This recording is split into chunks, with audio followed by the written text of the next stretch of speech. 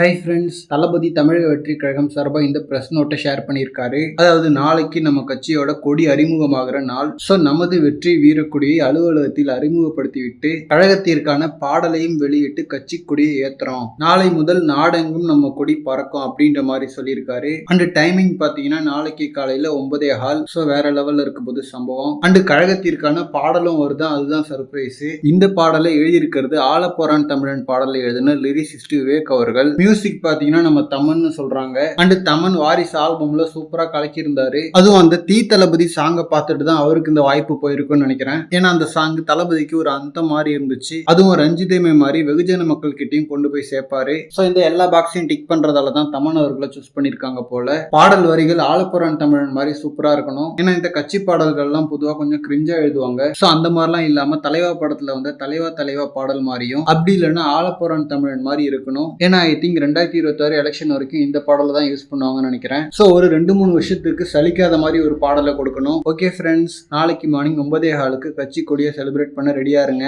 And இந்த மாதிரி தளபதி பத்தின ஹாட்டான அப்டேட்ஸ்க்கு நம்ம விஜய் ஃபோர்ட் சேனலை சப்ஸ்கிரைப் பண்ணுங்க. தேங்க்யூ.